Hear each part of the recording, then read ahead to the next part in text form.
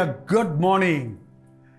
మరొక రోజు మన యేసయ్యను ఆరాధించడానికి, ఆయన వాక్యమును ధ్యానించడానికి, ఆయన కృప కొరకు వేడుకోవడానికి మరో రోజు మనకి ఇచ్చాడు కదా ప్రభు. రండి, మేల్కొన్నారా? నిద్రలేచారా? రండి, కొద్దిసేపు ఆయన మాటలు ధ్యానించి దినచర్యను ప్రారంభిద్దాం.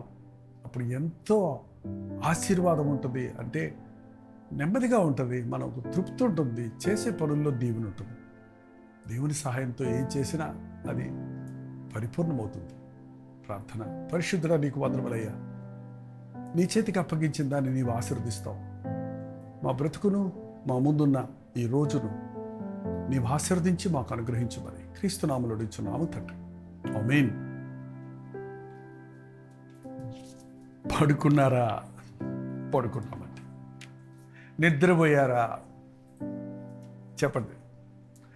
ఉదయం ఫ్రెష్గా మీరు నిద్ర మేల్కోలేకపోతున్నారంటే మీకు రాత్రి అంతా సరిగ్గా నిద్ర పట్టలేదన్నమాట. తృప్తిగా మీరు ఒక 6-7 గంటలు మ్యాక్సిమం నిద్రపోయారంటే వద్దన్నా కూడా లేచి కూర్చుంటారండి. కూర్చోటమే కాదు, మంచం మీద ఒక్క నిమిషం ఉండబుద్ది ఇదిగా ఫ్రెష్గా రెన్యూ అయ్యి స్ట్రెంత్ అంతా మంచి బలం వస్తుంది, ప్యూరిఫై అవుతుంది మన బాడీ అంతా. ఎందుకంటే పడకలో, నిద్రలో మనలో ఉన్న కెమికల్స్ అన్నీ బయటికి పోతాయట. మరి వెంటనే మనం పనిలో నిమగ్నం అవుతాం. లేదు, రాత్రంతా ఏదో ఆలోచించుకుంటూ, ఏదో చూసుకుంటూ, ఏదో తలంచుకుంటూ, ఏదో బాధపడుతూ, మూలుగుతూ, ముక్కుతూ, విసుక్కుంటూ, కసురుకుంటూ కలత నిద్రపోయారనుకోండి, ఎంతసేపు పడుకున్నా మీకు తృప్తి ఉండదు. లేవాలనుకున్నా లేవలేరు, పడుకోవాలనుకున్నా నిద్ర రాదు. ఇవాళ చాలామంది పరిస్థితి అలా ఉంది. మీ స్థితి అలా ఉందా? ఒకసారి వాక్యాన్ని చదువుదాం. చూడండి, విలాప వాక్యములు 3వ అధ్యాయము 39వ వచనం చదువుతున్నాను. సజీవులేల మూల్గుదురు, సజీవులు ఎలా మూల్గుదురు. మూలుగుడు. గువ్వలో ఇంటి కప్పు మీద కూర్చొని ఒక గువ్వ మూలుగుతూ ఉంటుందట. ఎందుకో తెలుసా? గువ్వ అంటే పౌరం అండి. పౌరం ఒకసారి మగ ఆడ పౌరాలు జతపట్టినమంటే వాటికి పెళ్ళి, వారికి వివాహ వాగ్దానాలు, వారికి ఏ బంధాలు లేకపోయినా అవి ఒకరిని ఒకరు ఎడబాయవు, మరొక పౌరాన్ని అవి కలవంట. అందుకే పౌరం పరిశుద్ధతకు గుర్తుగా ఉంది. కొన్నిసార్లు తన జత పౌరము తుఫానులో చిక్కుకొని, లేక మరో విపత్తులో ఇరుక్కొని ఉంటే, అది గూటికి చేరకపోతే, ఆ మిగిలిన జత పౌరము తన పార్ట్నర్ కొరకు ఎదురు చూస్తూ, మూలుగుతూ, అవసరమైతే రాత్రంతా మూలుగుతూ, ఏమైపోయావు, ఎక్కడున్నావు, ఏం జరిగింది, ఎప్పుడొస్తావు, నువ్వు లేకపోతే నేనెలా ఉంటాను అని మూలుగుతూ ఉంటుంది. ఒక పౌరానికే అంత బంధం ఉంటే ఇవాళ మన బంధాలు ఎలా ఉన్నాయి? మన కుటుంబాల్లో ఉన్న బాంధవ్యాలు ఎలా ఉన్నాయి? భర్త కొరకు మూలిగే భార్యలు, భార్య కొరకు మూలిగే భర్తలు ఉన్నారా? మూలగటం అంటే సనగటం కాదు సుమా. అంటే ఆలోచిస్తూ బాధపడే, మదనపడే వారు ఉన్నారా? అసలు దేవుని సన్నిధిని పోగొట్టుకున్నప్పుడు దేవుని సన్నిధి కొరకు మూలిగే వారిగా మనం ఉన్నామా? ఎక్కడ తప్పిపోయాము? ఎందుకు మన జీవితంలో ఇలాంటి విరక్తి వచ్చింది, ఇలాంటి కీడు వచ్చింది, ఇలాంటి బాధ వచ్చింది అని దేవాన్ని సన్నిధి మాతో లేదేమో అని మూలుగుడుందా? చాలాసార్లు పగటి సమయంలో మనం పనిపాటల్లో ఉన్నప్పుడు, చుట్టూ మనుషులు ఉన్నప్పుడు కాసేపు తాత్కాలికంగా అలాంటి బాధలు మర్చిపోతాం. పడక్కి చేరిన తర్వాత, ఆ మంచం ఎక్కిన తర్వాత అవన్నీ గుర్తు చేసుకొని కొంతమంది రాత్రంతా మూలుగుతూ ఉంటారు. ఆఫ్కోర్స్ కొంతమంది పగలు కూడా మూలుగుతారు అనుకోండి, ఇది వేరే విషయం. ఎందుకు మూలుగుడు? ఎందుకు నేను డిప్రెషన్లోకి వెళ్ళాను, ఎందుకు నా మనసు పాడైంది, ఎందుకు నేను ఒక బాధగా ఉంది నా మనసులో, ఏంటి నేను ఇలాగ దిగులుగా బెంబేలెత్తున్నాను, ఎందుకు నేను ఏదీ చేయలేని పరిస్థితుల్లో ఉంటున్నాను అని మీరు అలాంటి పరిస్థితులు ఎదుర్కొంటున్నప్పుడు ఆగి ఆలోచిస్తారా? దేవుని సన్నిధికి చేరి ప్రభువా నా స్థితి ఇది అని ఆయనకి చెప్పుకుంటారా? సజీవులు ఎలా మూలుగుదురు? అసలు నీ మూలుగుకు కారణం ఏంటో తెలుసుకోవాలి. శరీరంలో బాధ వచ్చిందనుకోండి, బాగా నొప్పి పుడుతుంది అనుకోండి, కాలుకి యాక్సిడెంట్ అయ్యి అని మూలుగుతారు. హై ఫీవర్ వచ్చేసింది అనుకోండి, ఆ చలి జ్వరంలో అని మూలుగుతూ ఉంటారు. ఏంటంటే మనకి తట్టుకోలేని బాధ కలిగినప్పుడు మూలుగుడు వస్తుంది. శరీర సంబంధమైంది, మానసికమైంది, ఏ విధమైన బాధ అయినా సరే. కానీ మూలుగుతూ కూర్చుంటే ఆ మూలుగుడికి ఉపశమనం దొరుకుతుందా?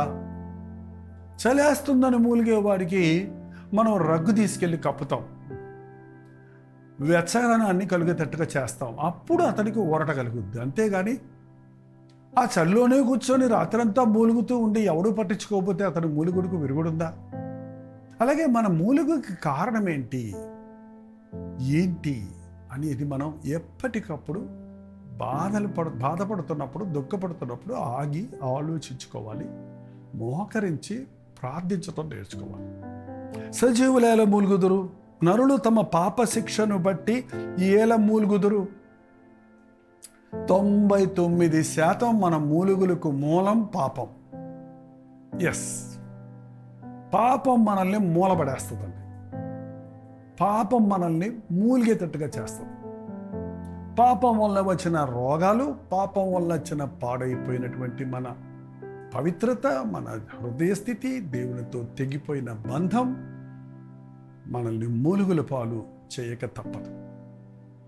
దేవుని ఉపదేశాలు మనం విననప్పుడు, ఆయన వాక్యానుసారంగా మనం బ్రతకనప్పుడు, మన మనస్సాక్షి గద్దింపులకు లోబడినప్పుడు, మన తుదకు మన శరీరము మాంసము క్షీణించిపోయినప్పుడు మూలుగుచూ కూర్చుంటారని బైబిల్లో రాయబడే ఉంది.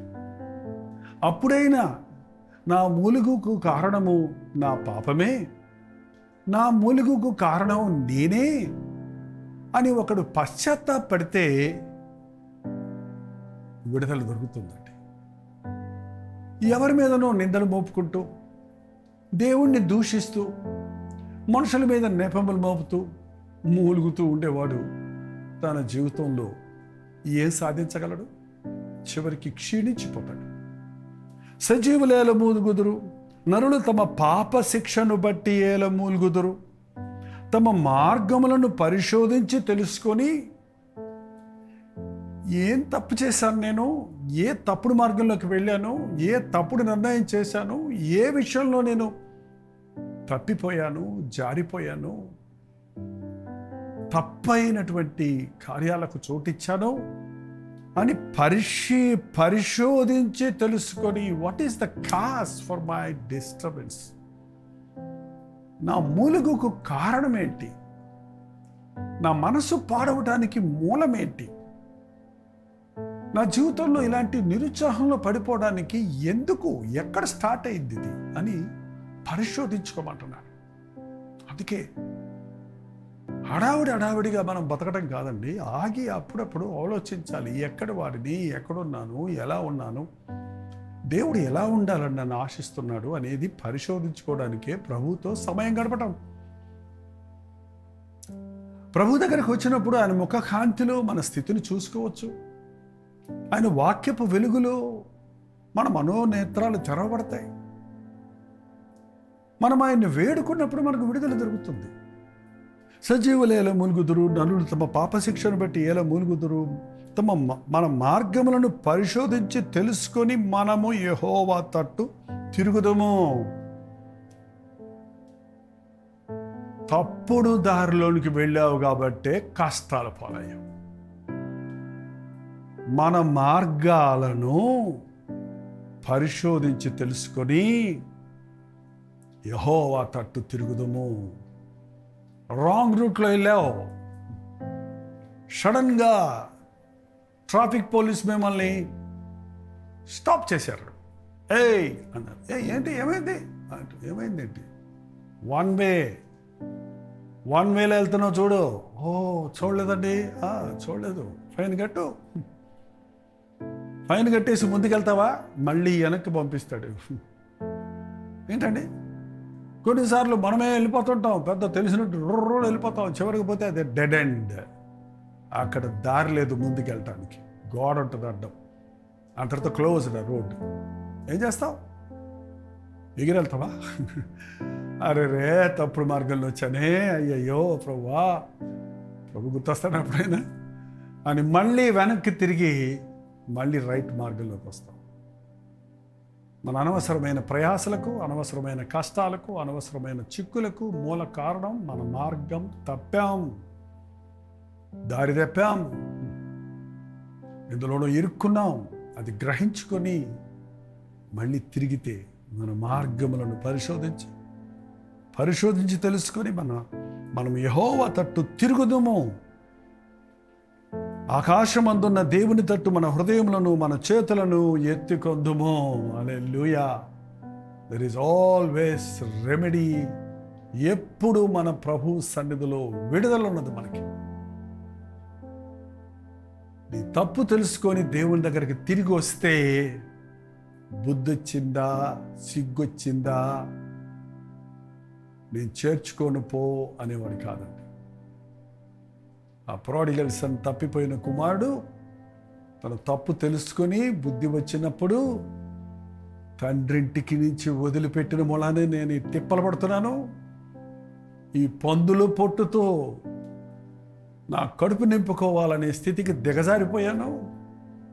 ఈ దరిద్రము, ఈ వేదన, ఈ బాధకు కారణం నా తండ్రి ఇంటిని విడిచి నా సొంత దారిలో పోయి నష్టం తెచ్చిపెట్టుకున్నా, కష్టం తెచ్చిపెట్టుకున్నా.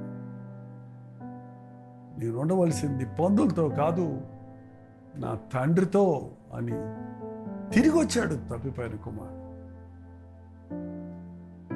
తిరిగి వచ్చేమన్నాడు, ఆకాశమందున్న దేవుని తట్టు మన హృదయములను, మన చేతులను ఎత్తుకొద్దుము. మేము తిరుగుబాటు చేసిన వారము, ద్రోహులము, నీవు మమ్మను క్షమింపలేదు. మేము తిరుగుబాటు చేసిన వారిమి, ద్రోహులము. నాయనా, నీ క్షమాపణ లేకపోతే మేము నాశనం అయిపోతాం, మమ్మల్ని క్షమించు తండ్రి. పరలోకమునకు విరోధముగా, నీకు విరోధముగా నేను పాపము చేసి ఉన్నాను, నీ కూలి వాళ్ళల్లో ఒకటిగా పెట్టుకోమని అడిగినప్పుడు తండ్రి ఏం చేశాడండి? కుదరదన్నాడా? బుద్ధొచ్చిందా? చెప్పినట్టు వింటావా? కుక్కలా పడుంటావా?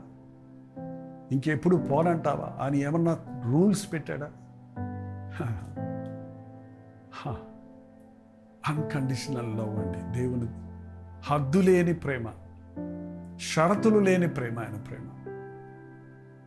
అతను మెడ మీద పడి ముద్దు పెట్టుకొని కౌగులించుకొని ఇంటిలోనికి తీసుకెళ్ళి ప్రశస్త వస్త్రము ధరింపచేసి చేతికి ఉంగరం పెట్టి కాళ్ళకు జోరు ధరి, ఈ నా కుమారుడు తప్పిపోయి దొరికాడు, చనిపోయి బ్రతికాడని సంతోషించుదువరండి అన్నాడండి. నీవు తప్పుడు మార్గంలో పోతున్నప్పుడు, నీవు నీ సొంత మార్గంలో పోతున్నప్పుడు, నీ రాక కొరకు ప్రభు ఎదురు చూస్తూనే ఉన్నాడు. నీ జీవితంలో ముందుకు సాగలేని పరిస్థితి ఉందా? నీ బ్రతుకు భారమైపోతుందా? నీ బ్రతుకులో నిట్టూర్పులతో, మూలుగులతో, విసుగులతో, క్షీణతకు చెందేదిగా చెందుతుందో ఉందా? నువ్వు నాశన మార్గంలో ఉన్నావేమో. వేశ్యలాలన మాటలకు లోబడద్దు. దాని ఇల్లు పాతాళకు దిగు మెట్లోనుందండి. ఎంతమంది వారి శరీరాన్ని, దేవాలయంగా ఉండవలసిన శరీరాన్ని అపవిత్రపరుచుకుంటారు, తమకు తామే నాశనం చేసుకుంటున్నారు, తమను తామే నాశనం చేసుకుంటున్నారు. దురభ్యాసాలకు బానిసైన వాడు, పరస్త్రీ వ్యామోహంలో పడినవాడు, లోకాన్ని కౌగులించుకొని లోకములో ఏదో సెటిల్ అయిపోతాం, లోకంలో స్థిరపడతాం అనుకునేవాడు చివరికి మూలుగులే మిగులుతాయి. చివరికి బాధ, వేదనే కలుగుతుంది. ఇంకెందుకు మూలుగుతూ కూర్చుంటారు కొత్త సంవత్సరంలో? ఇంకా కొత్త సంవత్సరం వచ్చినా నా బ్రతుకు మారలేదే అని అనుకోవటం వల్ల ప్రయోజనం ఏముంది? ఏం ప్రయోజనం? నాకు ఎన్ని సంవత్సరాలు మారినా నీవు నిందించుకోవటం వల్ల ప్రయోజనం ఏముంది? నీ మార్గాలు పరిశోధించుకొని తెలుసుకొని ప్రభు వైపు తిరిగి ఆయన వైపు చేతులెత్తి ఆయన వైపు చూసి ప్రార్థిస్తే ప్రభు నీవు నడవలసిన మార్గం నీకు చూపిస్తాడు, నిన్ను క్షమిస్తాడు, నిన్ను హత్తుకుంటాడు. తిరిగి నీవు పోగొట్టుకున్న కుమారత్వాన్ని, నువ్వు పోగొట్టుకున్న ఆశీర్వాదాలు నీకు ఇచ్చి ఈ నూతన సంవత్సరంలో వర్ధిల్లింపజేస్తాడు. తవలమంచండి, ప్రార్థించేద్దాం. పరిశుద్ధుడ, ప్రేమగల్ల తండ్రి, మా జీవితాల్లో నాయన అనేక సార్లు దారి తప్పి చిక్కుల్లో పడుతున్నామయ్యా. నీ చిత్తానికి బయటికి వెళ్ళి ఉచ్చుల్లో పడుతున్నామయ్యా. నీ నామాన్ని మరచి సాతాను ఒడిలో పడి నాశనమైపోతున్నామయ్యా.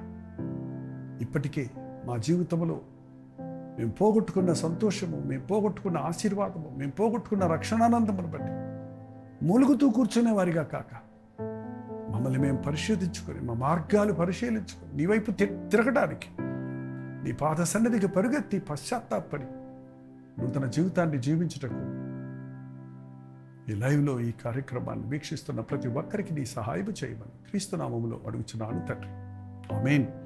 తండ్రి అయిన దేవుని యొక్క ప్రేమయు, కుమారుడైన క్రీస్తు యొక్క కృపయు, ఆదరణకర్త అయిన పరిశుద్ధాత్మ యొక్క సహవాసం కుడి వచ్చిన మనందరికీ ఇప్పుడు నువ్వు సదాకాలము తోడైండును గాక, ఆమేన్.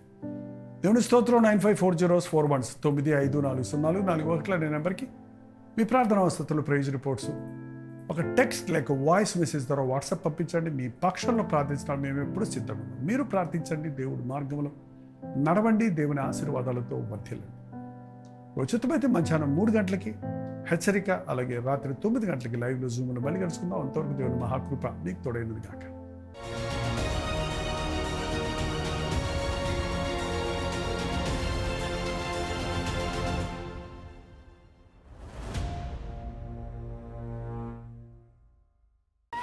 దైవజనుని హెచ్చరిక